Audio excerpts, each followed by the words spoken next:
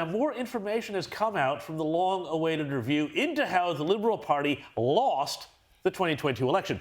The latest reporting shows the review will recommend the Liberal Party move to a target of 50% women pre-selected for seats at the next election. But do arbitrary figures such as this really help female talent to rise to the top?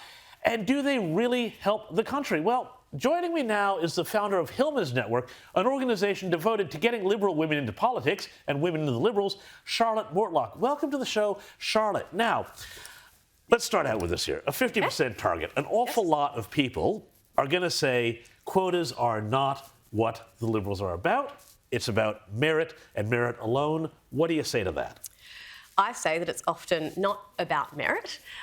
It's often about long service. And we see people winning pre-selections who have, been able to really involve themselves in the party. And it's very heavy on time if you do want to be volunteering, handing out, doing all those sorts of things. And if we are going to compete with the private sector, which we do because we're trying to headhunt talent, then we need to be acting like the private sector in the way of, if there's someone that comes along who is better at the job than you, then you should get selected, and that should be the case. But it's not. It's often on long service. Okay, but a lot of people and a lot of women I know who are involved with politics say this is going to undermine them, that if they are pre-selected, if they're elevated, they're going to feel like people are looking at them and saying, oh, well, she only got that seat, because she's a woman. And they feel like they might be tarred unfairly. What do you say to that?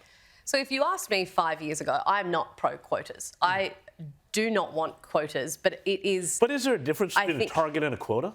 I think very little in this circumstance. And 5 years ago, I would have said, no, I don't want quotas. That goes against Liberal values. It goes against any value that I have. However, we tried it without quotas and we haven't succeeded. So I do think that it's time to try something new. And, 51% of the population is female in Australia, so a 50% target does seem realistic to me. Sure, but, and you can still say that the Liberal Party needs to do more to get women involved, but, isn't it more than just, the aspirational targets at the end of the chain of the political process of pre-selecting candidates? A great point, What about the whole experience of party membership? Because, I talk to a lot of people who are involved with the party, and they say privately that they feel like they're not heard, whether they're men or women, and that the whole experience of party membership is actually kind of a drag. So, enters Hilma's Network. Okay, enter Hilma's Network. Who is Hilma? Hilma Network is based around Hilma Parkes, who was the woman who established the New South Wales Liberal Women's League in 1902. So it is her namesake. So it's trying to honour our history, but also by calling it a network, we are trying to modernise the idea of political parties. Now, I think that what we haven't addressed, and this is not just the Liberal Party, this is Labor as well, is membership. So all the time we focus on candidates, who's running and how we're going to get more women running. My focus is not that. My focus is on the grassroots membership, because we need women who are involved in the base of the party and also involved in pre-selections. And I don't think that we have been messaging that clearly enough. And if we did have a party base, the membership that was reflective of society, then I don't know if you would need quotas, because you would just naturally have those women. Women's circumstances change. You might not want to be a candidate now, but maybe in 5 years' time, your kids are older, you're in a different business position, then you can. And we need to nurture those relationships for a long time before. Sure. Now, you mentioned messaging a moment ago. And, of course, one of the ways that an awful lot of women got involved with politics, for better or worse, in the last federal electoral cycle was through the teals. What do the teals do, or did they do? Is there anything there that the Liberals can learn from them, not in terms of changing their messaging to be about those particular things, but in the way that they operate, A, and B, we've got a state election coming up here in March in New South Wales. Do you think the teals are going to have the same impact in New South Wales this time around, or was that just a particular moment in time thing because, of course, Scott Morrison is a much different candidate to run against than Dom Perrottet. Yes, so off the bat, I do think this will be a really different election. I think Dom Perrottet is fantastic as a premier. I also think that him and Matt Kean have a completely different dynamic to what we saw in the federal election. We also have great female candidates.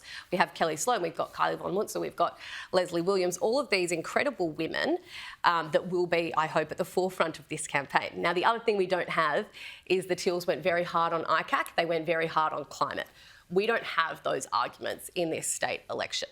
So I think that will work in our favour, and I really hope that we are successful because I do think the New South Wales Liberal government is a really good one, and I'd love to see them get another term.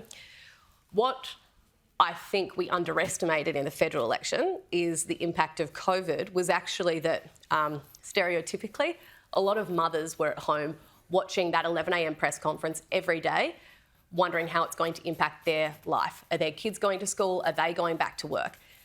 That engaged this community that has now never been more engaged, and that is what the Teals went after. And I don't know that the major parties, Liberal and Labor, clocked onto that as quickly as the Teals did. But an awful lot of those Teals, they were former Liberal voters. How did the Liberals then win them back? Again, without compromising on, the fundamental values of the party.